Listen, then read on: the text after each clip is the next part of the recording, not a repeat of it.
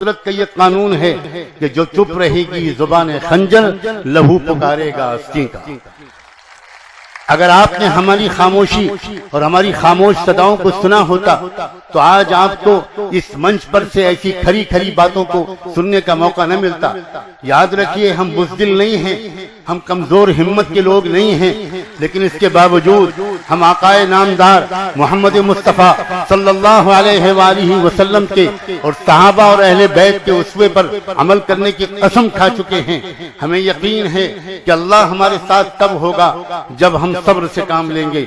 लेकिन अजीजों, नौजवानों, सब्र का मतलब तमाशा देखना नहीं है। मुल्क जलता रहे, मुल्क बर्बादी की तरफ बढ़ता रहे, मुल्क की जायदादें लुटती रहें। हरियाणा में क्या हुआ, हजारों बसें फूंक दी गईं, बाइक्स जला दी गईं, शोरूम तबाह कर दिए गए। ये किसने किया था? क्या एक भी मुसलमान वहां पर मौजूद था? आपने वहां के उन लोगों को तो आतंकवादी नहीं कहा, लेकिन मुसलमान अगर सड़क पर खड़े होकर सिर्फ अपना मुतालबा पेश करता है तो आपकी पुलिस उनके ऊपर गोलियां चला देती है।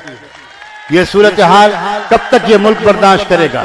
कब तक? आखिर ये मुल्क जिंदों का मुल्क है, आखिर इस मुल्क का एक माजी है, इस मुल्क की एक तारीख है। इस मुल्क में महात्मा गौतम बुद्धा पैदा हुए, वो किसी से नहीं डरे। इस मुल्क में महावीर जैन पैदा हुए, वो किसी से नहीं डरे। इस मुल्क में की जमीन हर कुछ दिन के बाद जियालों को पैदा करती है। हम नहीं चाहते कि ये मुल्क खाना जंगी का शिकार हो। हम all India Muslim personal law board की तरफ से अब भी हुकूमत से कहना चाहते हैं कि असली एजेंडे पर अमल करें, महंगाई को खत्म करें, काले धन को वापस लाएं, दस्तूर से छेड़छाड़ मत करें, कॉन्स्टिट्यूशन को बदलने की कोशिश मत करें, सेकुलर और डेमोक्रेटिक फैब्रिक को बदलने की कोशिश मत करें।